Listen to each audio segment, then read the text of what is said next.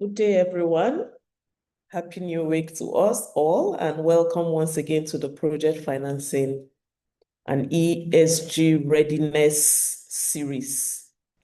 So today's session, we are focused on a very special issue that affects many projects across Africa, and that is how projects move from high risk to bankable, advanced ESG and financing readiness.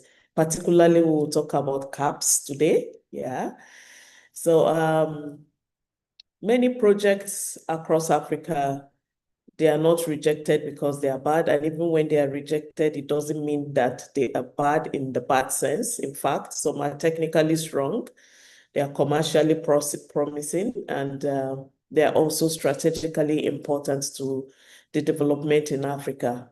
But usually the challenge is often that they are not yet finance ready. So they may lack specific governance systems, as we have discussed severally.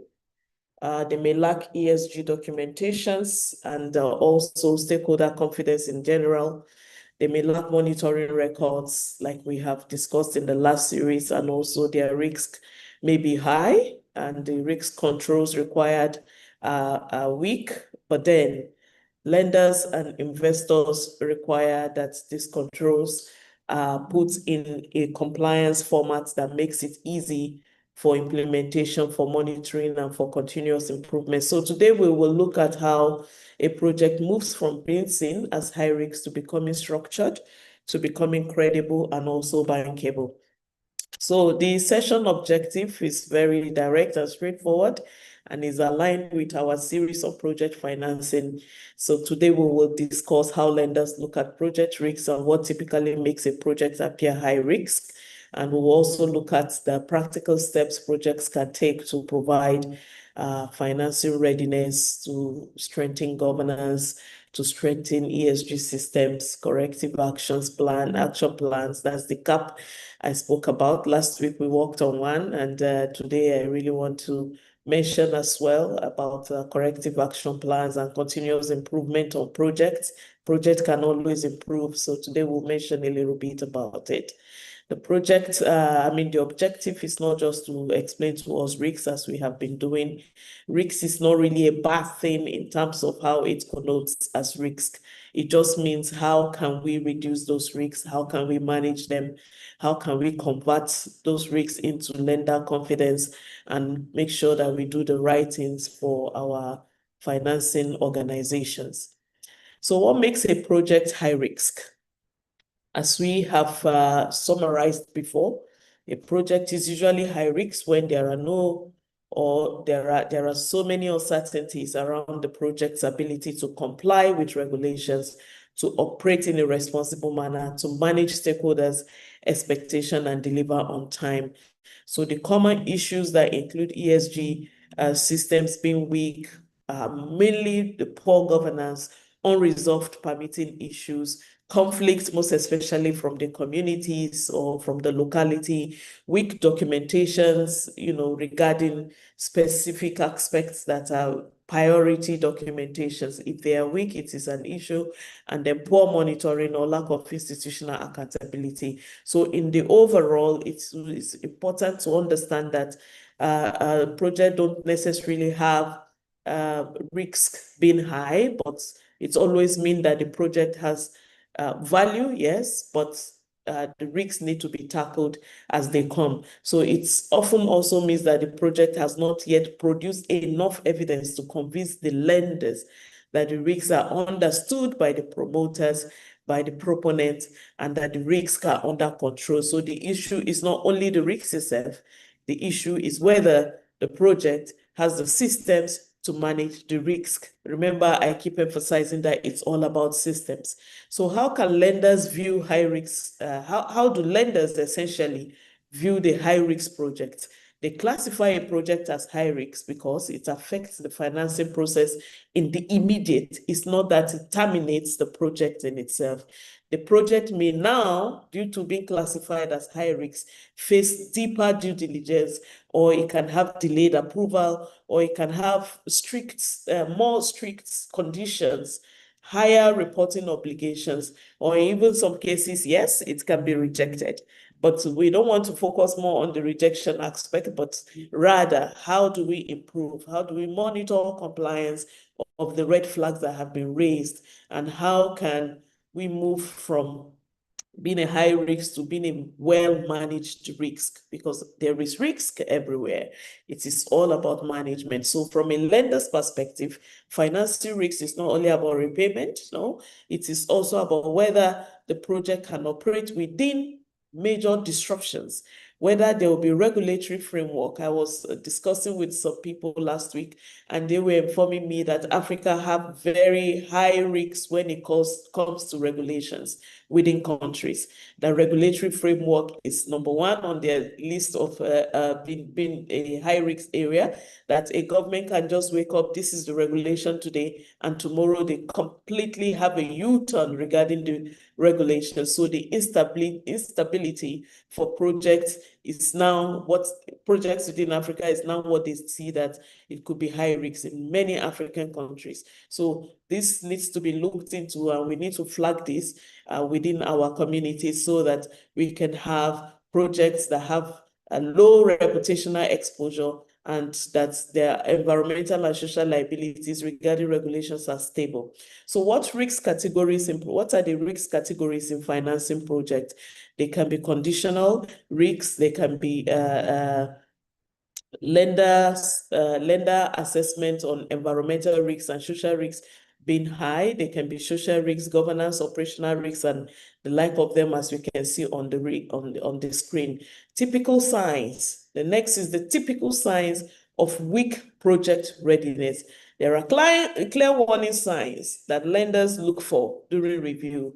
It could include that it has no permitting at all. There are no regulatory permitting, even if it's been sponsored by government, it doesn't matter. Regulations are regulations. They are for the people and also for government projects. It's not that maybe this project is across 5 countries and so we are not going to have regulators are not going to be on us to get the permit. So when permits are expired or they don't exist at all, these are signs of weak projects. When the ESIA is non-existent at all, these are signs of a weak project. And another common weakness, as we have emphasized, is documentation. So next, why some projects become bankable and others do not?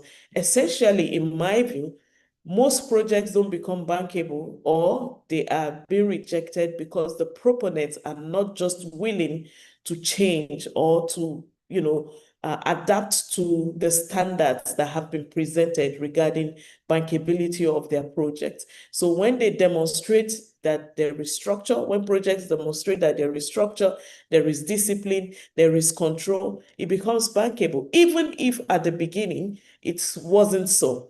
We have a project that we developed the document. As at the time we were developing these ESG documents and the frameworks, the project was, the proponents were blank. They didn't understand what the standards are. They do not even initially want to be part of it. They just thought it was just a document to give to them. But as time goes on, they began to improve. They began to understand that, okay, these documents are actually needed and these documents are to be operationalized and we need to train our workforce. We need to align with the DFI that is asking about these documents. It's not just about documentation, it's now about operationalizing.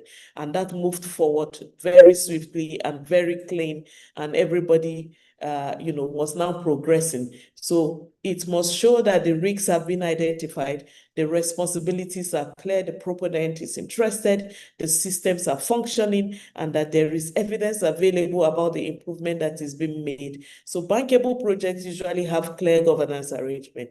They have proper documentation. They are operationalizing the documentation that they have adopted, and they have monitoring systems in place, and they're transparent about the reporting structures that they have, and they produce their report real time whenever it is needed, because it's a continuous living reporting system that they have in place. And next, I will talk about the CAPS. That is the Corrective Action Plan.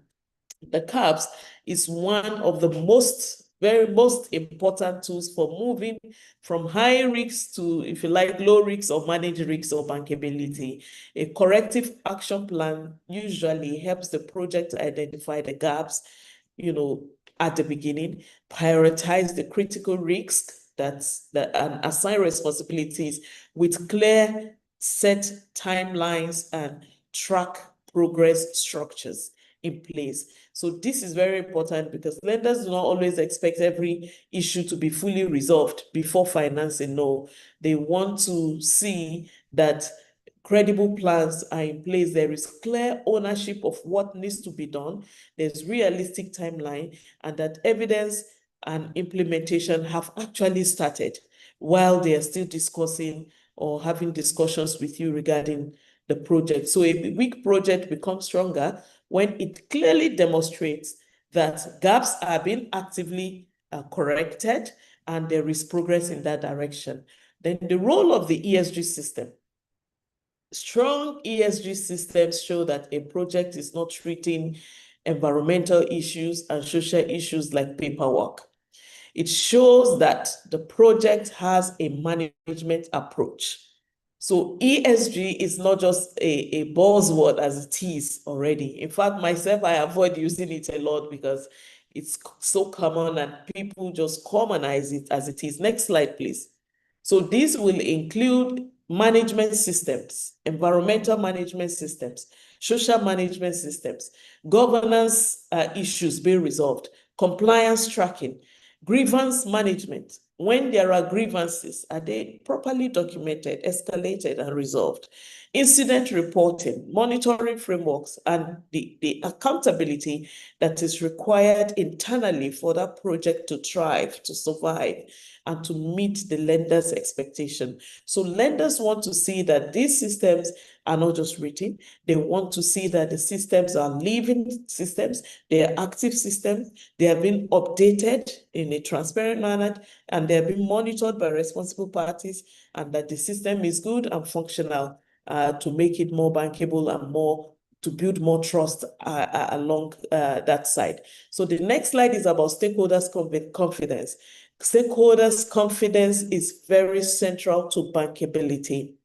A project may have finance, it may have permits, it may have technical studies, it may have regulatory approvals, but if communities are hostile, it is a major concern. If grievances are unmanaged, the project remains exposed. These local communities are at the center of a project success. So when a project maintains community trust, maintain transparent engagement, have a grievance mechanism, and the project has social acceptance, and there is evidence of regular communication, how issues were raised by the communities, how they were addressed by either the consultants or the regulators or the project promoters themselves. Whether these are properly done is how we usually view projects as lower risk. So this is because stakeholder stability can delay project implementation. It can increase the cost over time. It can attract regulatory scrutiny unnecessarily or even stop the project completely. So for lenders, social stability is a financing issue that must be fully addressed. Then let's talk about governance and institutional readiness. It is one of our strongest indicators, as I emphasized in the last episode. Weak governance can damage even a technically strong project. It requires a lot of, if the organization is not well structured, even government organizations are supposed to have the structure in place, but when it comes to project implementation, project financing, and the standards that are required, when it comes to that, you find out that the governance structures are sometimes questionable because of the attitudinal approach that some of us have on project implementation. So strong governance, on the other hand, when it is in place, it builds lender confidence. It becomes what shows that the project has discipline, it has accountability, and that the project is not only technically sound, but is also institutionally credible. So next is monitoring and evidence. Everything must be evidence-based for bankable projects. Financing can stop midway if promises are not kept. So monitoring is what turns claims into evidence. A project may say it is compliant, but lenders will ask, where is the evidence of the compliance? Where are the monitoring reports? Where are the audit findings, transparent, sincere audit findings? Where are the files where the incidents were logged, the incident logs? What is the stakeholders' engagement records that have been put in place? There's a project I'm involved in with a particular country, and it's African Development Bank, and a lot of engagement had happened. And I was asking for the evidences so I can compile this as the specialist who just came on board, compile this social engagement, stakeholders engagement records, and have them well arranged in a document that can be presented at any time it is being demanded. Initially, the people were thinking it wasn't necessary, but after some time, and it was now being demanded, say, oh, Dr. Comfort said it, please, let's get back to what we need to do to put this together. So it's always very, very important to have the stakeholders' engagement records put in place, what the issues the communities raised and how we address them or how we couldn't address them. That's openness, transparency, and sincerity is very important, even as we compile these evidences. The permits register. We had gone through a legal register in a past episode, or was it Rick's register? A legal register, I think. If we haven't, then there will be a time we'll have to go through a legal register where you see all the permits that are necessary for that particular project. So that permits register, we need to consistently update such register and show where we are regarding permitting, what have expired, what needs to be renewed, and how do we make sure that this register is a living file and it is being updated. Environmental data as well, social performance records. How are we doing socially?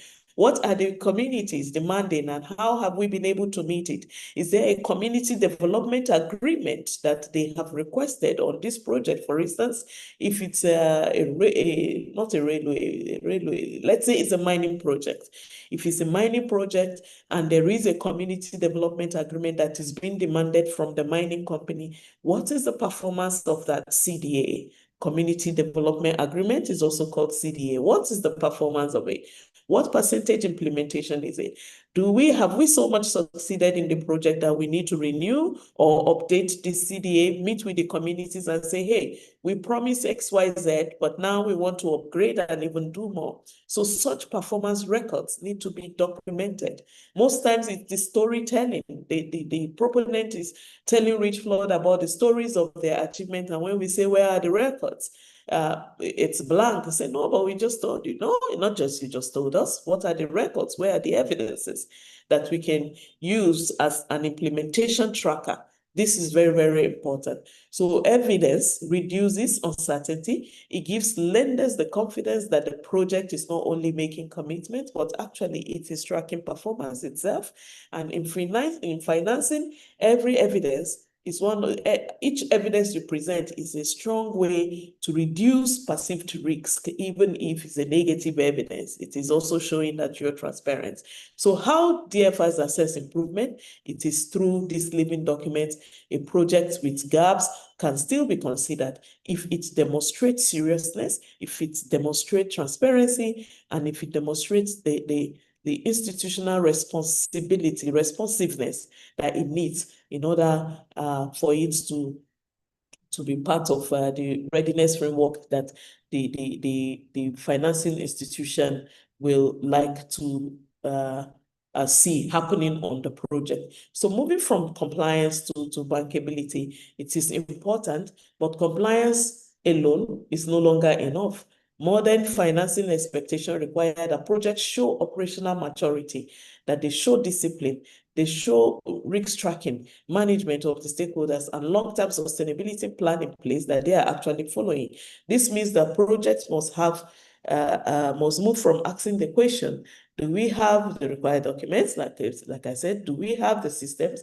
Evidence? Do we have evidence now of what we have committed? Do we have evidence and the discipline to satisfy our lenders, our financiers, our sponsors, whatever category they may be? By the way, I got a question that some people ask regarding lenders, financiers, again, even though I tackled it in one of our episodes, but next 2 weeks, in our next meeting, I will throw more light on that for us to see what is project financing and what is financing projects. The two are a bit different, and who are lenders, who are sponsors, who are investors. These terminologies are a bit different when it comes to project finance.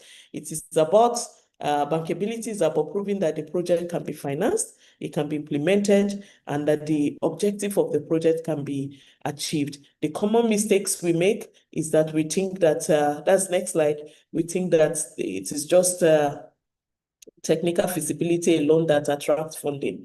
Even if that attracted the funding at the beginning, the sustenance of the funding and even bringing in more funding partners have to do largely with reducing the entire risk profile of the project. How does Richflood support you? We support your organization to move from the risk exposure to financing readiness. Our support includes financing assessment, financing readiness assessment.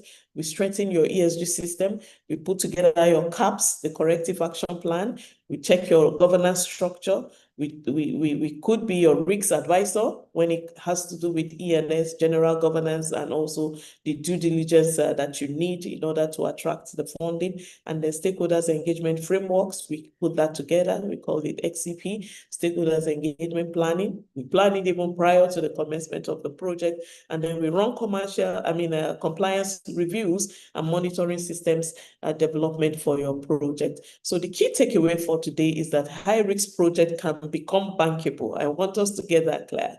That the project is high risk does not mean that the bankability is zero. No, it means that we need to put some caps together. We need to monitor compliance. We need to fix the gaps, and then eventually the project gets to see the light of the day. I have one. We are going to talk about EPCs later. But if you have questions, please begin to drop them in the file. Okay, this is pretty small on the screen, but in our next episodes, we are going to be talking about the role of the EPC contractors on projects. Very, very key, because these days we are getting to interact with the EPC contractors most of the time. And also we'll talk on cross-border compliance, regulatory, regional regulatory requirements, because some projects, like some railway projects, are cross borders, they are countries. And so there are regulatory border compliance that we need to look into. So we'll be treating that. Stay tuned with us. Always join every 2 weeks. I'll check the chat box now. If there are questions anywhere. Where's the chat box now? Okay, yeah. So if you have any questions or comments, please. So while I'm checking the chat box or waiting for you to raise your questions, please complete the attendance form that is on the screen. It is very important in case you will need a certification in the future. This is how we keep track of who attended. It is not compulsory, but you can always want to have a certificate in the future after attending a number of these webinars. So in the future, we will also look at contract management and the risk allocation. Contractors, ESMP, that's contractors, environmental and social management plan is what we'll capture in the future. And there's a performance metrics also that's we are going to be showing us a typical example of a project that we are handling. We will show us the performance metrics from a DFI perspective on that project, so that you see how your performance is being looked into, how the gaps are being addressed or not addressed, and how it affects your performance metrics with your specific finance institution. So, yeah. Any questions? Thank you, Mr. Bosso. Thank you. Yes, okay. There's a question that has been asked, and it has been answered by Kizito. So, Engineer Akintayo, for those sessions you missed, what we are trying to do is to put them on our YouTube channel. If you search Richflood, you say just Richflood or Richflood International, but there's only one Richflood anyway. Yes, I think so, in the whole world, yeah. So if you search Richflood on the YouTube, you will see some of the episodes. There's a special playlist that has been put together, and we always upload the episode there. So I hope I answered the question. Thank you, Mr. Johnson. Thank you for the commendation. So, Mr. Ali, yes, for you to get the slide, you will need to complete the attendance sheet. That is how we are going to capture your email and your other details, and then you're able to get the slide, yeah? Mr. Sheyeno, this is the 7th episode, not the 5th episode. This is the 7th episode. The 5th episode is uploaded on our YouTube channel. You can always check on it. And in the overall, we are going from simple to complex because these are the initial episodes. So we have lined up some very, advanced trainings, or rather sessions. This is not really a training, but we have lined up some advanced sessions that once you have been able to tackle these earlier episodes from, I think, episode 1 to 12, then the next episodes are really advanced on the project analysis, specific case studies, so it's important for us to understand the metrics, the performance metrics, the risk assessment, the legal register, the stakeholders engagement, the different instruments that are needed for a particular project to succeed. Yeah. So Mr. Coker Joseph said he has attended 4 times now. Thank you for attending. So please continue to fill in the register, the attendance register, please, so that when the assigned staff is now treating the certification, and if you have sent a reply via email, if you can send an email that you need a certificate, it's not compulsory, it's not everybody. But if you so desire, you need to send us an email, and then we can go with that. Rachel, yes, you can have the slide, just as I've explained. You need to fill the attendance sheet. MSN Energy Resources Limited. You're so consistent. Yeah, thank you for coming always. Okay, I'm still checking the chat box. Mr. Stephen, yes. Thank you, thank you. Thank you, Mr. Stephen. Thank you, in Phoenix. All right, so we draw the curtain while I wish you a very, very successful week ahead. Let's stay compliant. Let's have an open mind to learning, to improvement. Continuous improvement it is, and it must be. So we continuously improve, even as the standards have been upgraded internationally. We also continuously match the standard as African project promoters. We continuously match the standards and make sure that we are internationally compliant with the different standard procedures that standard guidelines, procedures, all of the structure that is internationally accepted, that we are compliant with it regularly, and also growing our ventures and conceptualizing new projects for the development of Africa. So I thank you very much for coming today, and please click the link for the attendance. I still see some questions in that regard. Click the link so that when we close the room, you will not have to look for the link. Okay? Is this meeting weekly? No, this is every 2 weeks, bi-weekly, every 2 weeks. So I won't be seeing you next week. I'll be seeing you on, where's the calendar? I'll be seeing you on the 6th of July. See you on the 6th of July, same link, same room. So you have a lovely week, and be successful, be focused, and I wish you all the best. Bye.